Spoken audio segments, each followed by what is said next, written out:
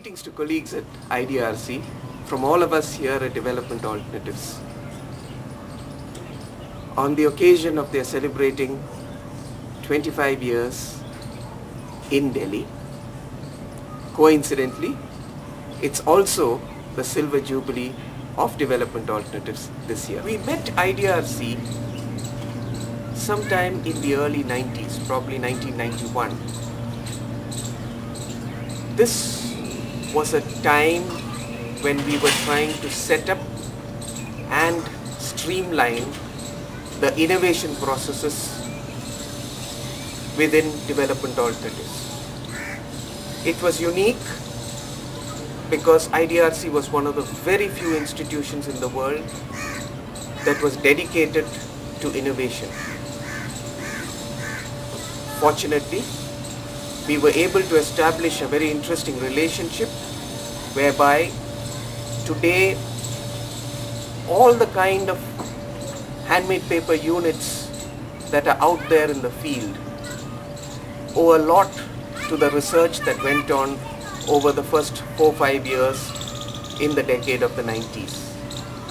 Similarly, our information program has blossomed from one at that point of time where we were using traditional methods of disseminating environment and development information to currently the digital world.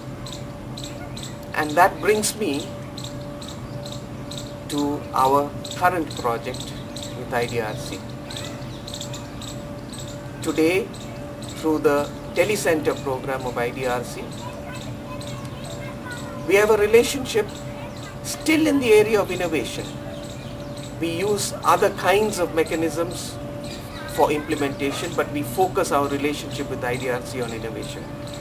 The difference is, in the 90s, we were focusing on product development. Today, through the telecenter.org program, we are focusing on delivery models. We have a range of products that have already been developed, but we realize that the market is changing. And for the changing market, unless we have new kinds of delivery models, these products are not going to move up. And what we have been doing over the last 1.5 years with IDRC is testing out these delivery models through the telecenters that we have. I would say that our relationship with IDRC has been unique. One, besides doing a couple of projects over the years, the uniqueness has been that it has enabled us to build our institutional systems and processes that allow us to do innovation on a continual basis. Projects themselves were flexible to the changing requirements. Anytime we needed to shift a little bit, we just had to keep IDRC informed, give them a justification, and then moved on to that changing requirement. That also allowed us to change our institutional processes in terms of how do you respond to different kinds of needs that come from client groups on the ground, especially in the context of development assistance in a large country like India. If you look at the kind of money that IDRC puts in, it will be a very, very, very small amount when you compare it with the gamut of development money that is moving around in the country. And this is where an institution like IDRC has placed the money where it can make a significant difference. In the area of social science research, for example, especially in the late 80s and the early 90s,